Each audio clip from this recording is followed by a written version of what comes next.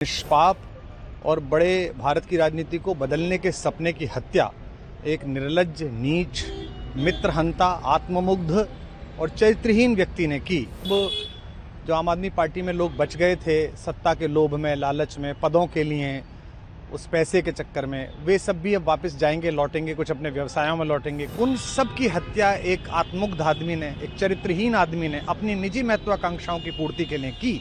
उसको दंड मिला, ईश्वरीय विधान से दंड मिला। सबसे पहले तो भारतीय जनता पार्टी के लोगों को जीत मिली है, उन्हें बधाई, और आशा करता हूं कि जो जनादेश दिल्ली की जनता ने उन्हें दिया है उसकी वो प्रतिपूर्ति करेंगे। और वे सब आम आदमी पार्टी के लाखों करोड़ों कार्यकर्ता जो अन्ना आंदोलन से आए, जिनके बहुत ही निश्चल, निष्पाप और बड़े भारत की राजनीति को बदलने के सपने की हत्या एक निर्लज्ज, नीच, मित्रहंता, आत्ममुग्ध और चरित्रहीन व्यक्ति ने की, उसके प्रति तो क्या संवेदना। दिल्ली को उससे मुक्ति मिली। और मैं ये जानता हूं कि अब जो आम आदमी पार्टी में लोग बच गए थे सत्ता के लोभ में, लालच में, पदों के लिए, उस पैसे के चक्कर में, वे सब भी अब वापस जाएंगे, लौटेंगे, कुछ अपने व्यवसायों में लौटेंगे, कुछ पार्टियों में चले जाएंगे। और पतन यहाँ से प्रारंभ हुआ है उन लोगों का। मेरे लिए कोई प्रसन्नता का और दुख का विषय नहीं है, मैं बीच में खड़ा हूँ। प्रसन्नता इस बात की है कि करोड़ों लोगों ने आशा लगाई थी, करोड़ों लोग अपनी नौकरियां छोड़ के आए थे, व्यवसाय छोड़ के आए थे, दुश्मनियां ली थी लोगों ने। उन सब की हत्या एक आत्ममुग्ध आदमी ने, एक चरित्रहीन आदमी ने अपनी निजी महत्वाकांक्षाओं की पूर्ति के लिए की। उसको दंड मिला, ईश्वरीय विधान से दंड मिला। प्रसन्नता इस बात की भी है कि न्याय हुआ।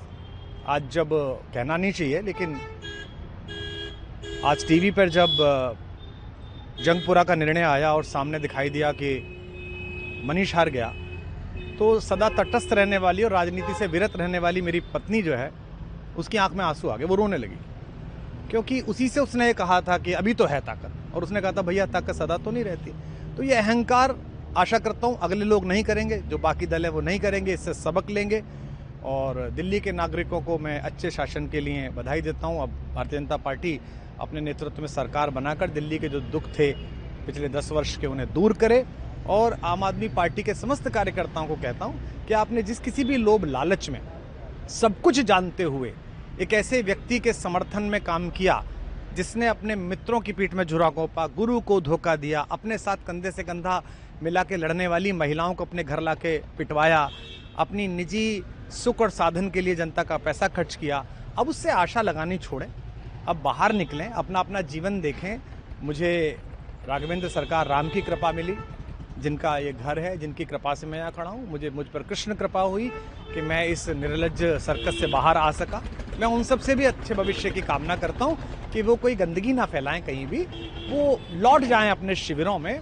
जिस तरह माधव को, कृष्ण को दूत देख कर भी भरी सभा में अट्टहास करने वाला दुर्योधन जो ये कहता था सुचिग्रम नैव दास्यामि बिना युद्धे न केशवः, बिना युद्ध के 5 गांव भी नहीं दूंगा, आज वो अपनी सीटों के लिए तरस रहा है। और मुझे पता है कि इस दुर्योधन का अंत भी टूटी हुई जंघा के साथ बड़ा ही दारुण होगा। और भारतीय राजनीति एक कलंकित अध्याय के रूप में इस बौने दुर्योधन को और इसके दरबार के तमाम शकुनियों को याद करेगी। मैं उनकी मुक्ति की कामना करता हूं कि ईश्वर उन्हें इस दुख से बाहर निकाले, और समस्त लोगों को बधाई देता हूं कि चलिए अंततः न्याय हुआ। सर, बात करें दिल्ली के चुनाव या यूपी के उपचुनाव मिल्कीपुर को लेकर, चुनाव आयोग पर तमाम तरह के आरोप लगाए जा रहे हैं। अखिलेश यादव ने कल कहा कि वहाँ उपचुनाव में मिल्कीपुर, ये राजनीतिक विषय है, इस पर मैं राजनीतिक कार्यकर्ता नहीं हूँ, तो इस पर मेरी टिप्पणी शोभनीय नहीं है। वो आपस में सब जाने। लेकिन दिल्ली के चुनावों को लेकर एक मिश्रित प्रतिक्रिया है। दुख है कि अन्ना आंदोलन से एक ऊर्जा जो पैदा हुई थी, जिससे देश में एक सकारात्मक बदलाव हो सकता था, एक वैकल्पिक राजनीति हो सकती थी, उसकी हत्या एक अहंकारी आदमी ने, एक आत्ममुग्ध और असुरक्षित आदमी ने कर दी। मैं आशा करता हूं कभी ना कभी भारत में ऐसा सूर्योदय किसी न किसी दल में अवश्य होगा, जो भारत को जहां पहुंचना है वहां पहुंचाने का मार्ग प्रशस्त करेगा।